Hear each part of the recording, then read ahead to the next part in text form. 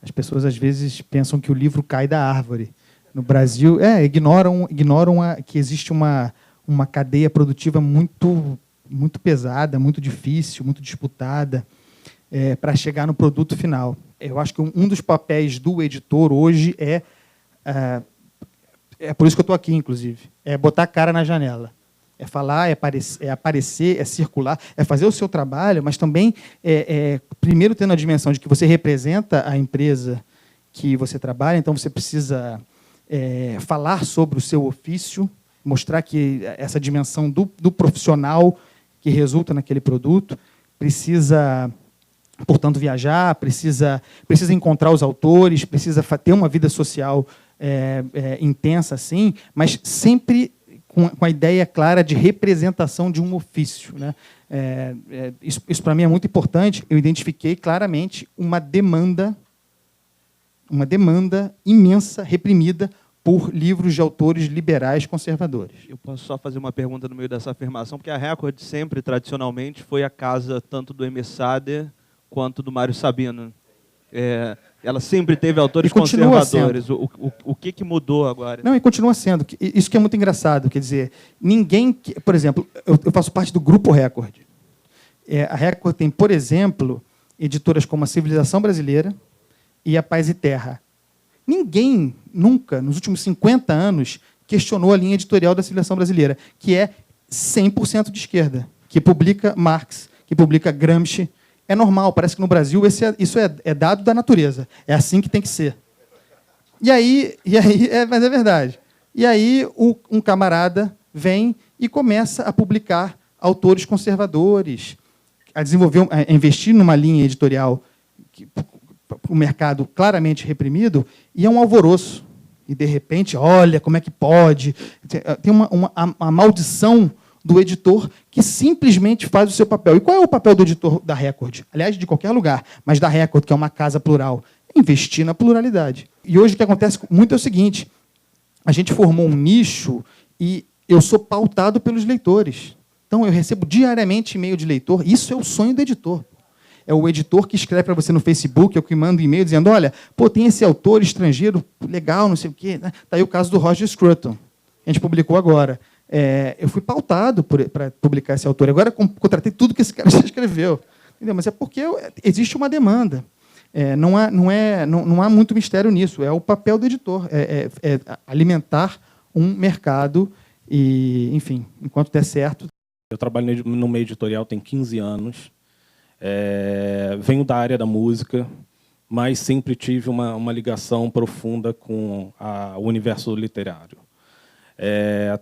Trabalho desde os 14 anos fazendo capa de disco, comecei fazendo capa de LP, por mais que vocês achem talvez estranho. Em conversas de bares com os amigos, e na verdade com um amigo específico que não está presente, que é o Chico de Assis, que é o meu sócio, a gente resolveu fazer uma editora de terror e fantasia, que por muitos motivos é meio deixado de lado no mercado, no conhecido mercado editorial, assim, meio ovelha negra da brincadeira, mas é o primeiro contato que o leitor tem quando ele tem vontade de ler.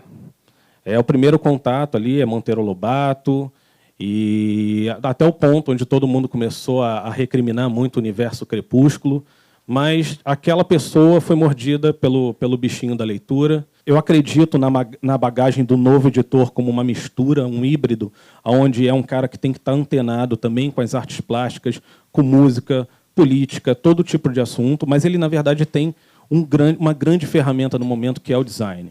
O design tem que ser um dos pilares para esse novo editor. Realmente, eu vim do lado que criou aqui a Osterri, está ali ainda, até hoje a Light patrocinadora, mas eu tinha uma ligação com a literatura e com o mundo dos livros a vida inteira, mas na qualidade de patrocinador. Isso desde lá da década de 80. Quando eu tive a oportunidade, eu resolvi dedicar parte da minha vida a isso, que era um sonho de vida inteira. E aplicar os conceitos, vamos dizer, do mundo de negócio em ampla escala num empreendimento pequeno, enxuto, mas que deixasse um legado. E um legado não para mim, um legado para a sociedade, que ajudasse a mudar a realidade. Basicamente, essa era a ideia. Eu queria dizer o seguinte, é uma obra de amor, amor ao texto e às possibilidades que o texto leva. Eu acho que a tendência atual, não posso dizer uma ameaça, mas é um desafio, essa conciliação texto-imagem, que alguns, mesmo especialistas de literatura, feito Humberto Eco, têm trabalhado mais, tem mesmo romances, e alguns ensaios. Esse é um desafio. O outro desafio é o nosso muito conhecido, o Kindle. É um meio. No Brasil, ainda absolutamente insignificante em matéria de vendas. Essas estatísticas do livro, ele deve conhecer melhor do que eu, me parecem completamente furadas. A última pesquisa diz que, no ano passado, o faturamento total da indústria editorial foi em torno de 5.400 bi. E de e-books foi 20 milhões. Eu acho que tem algo esquisito aí nesse número. Um problema, só para fazer uma parte, essa pesquisa que você está citando, ela é declaratória, que é a pesquisa da FIP, da Câmara Brasileira do Livro. Ela não é feita no varejo, as editoras declaram, então ela enfim, tem muitas distorções. Mas, enfim, o Brasil publica hoje 60 mil títulos, 20 mil novos, 40 mil reedições. Contrariamente a outros países, aqui no Brasil, as reedições têm tiragens médias bem superiores aos novos lançamentos. É interessante isso. Nós começamos em janeiro, há 1 ano e 9 meses, editamos 50 livros, 45 deram prejuízo. O objetivo não é perder dinheiro, não. O objetivo é ajudar a botar esse Brasil nos trilhos. Meu nome é Thaísa. A pergunta é mais especificamente para o Cris. A ficção especulativa normalmente é relegada pela crítica como algo menor, e tanto terror quanto a fantasia e ficção científica. E com a ascensão da cultura nerd, alguma coisa mais mainstream hoje em dia, né, ela tem ganhado mais importância. Como você vê as perspectivas da ficção especulativa no Brasil como editor?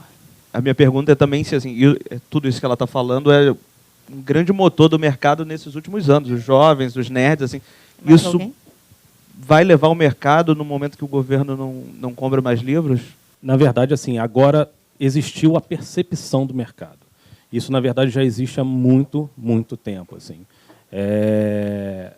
E sempre foi um público totalmente, como eu disse antes, negligenciado. Assim. Agora o pessoal resolveu prestar atenção e ver isso como um caminho dentro do nosso mercado editorial. Tanto que eu costumo dizer que não é exatamente nicho. Na verdade, a gente tem uma proposta editorial. E não é nicho. Um nicho vende 3 mil livros.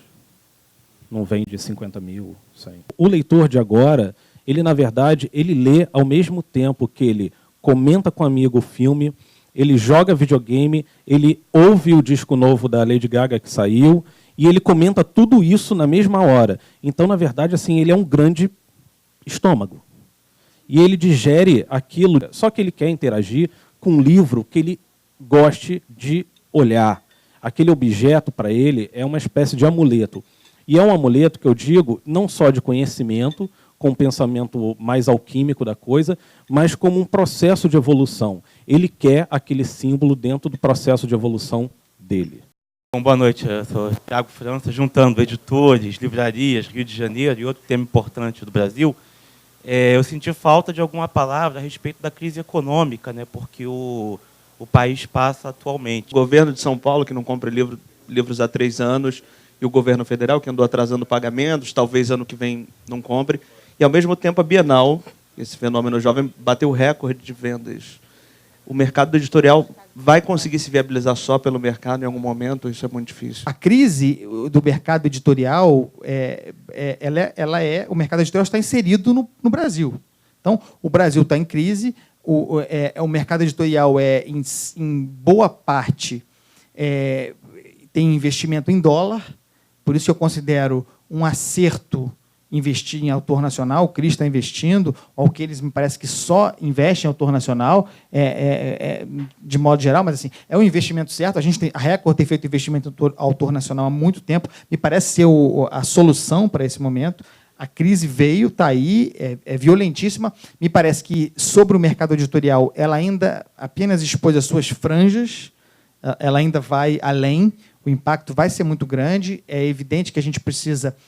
o mercado editorial agora está publicando menos do que publicava, a consequência disso é que tem demissões inevitáveis, mas o mercado de trabalho no Brasil está encolhendo, de modo geral. Então, o mercado editorial está inserido sobre isso. A grande discussão, me parece, agora é essa. Qual é o real tamanho do mercado editorial brasileiro? E a gente estipula esse tamanho exatamente agora, em que o governo não compra nada há 3 anos. E se esse cenário se perpetuar, infelizmente, haverá quebradeira também no mercado editorial. Muitas editoras vão quebrar, porque fizeram uma aposta que me parece sempre a aposta errada, que é de depender do governo.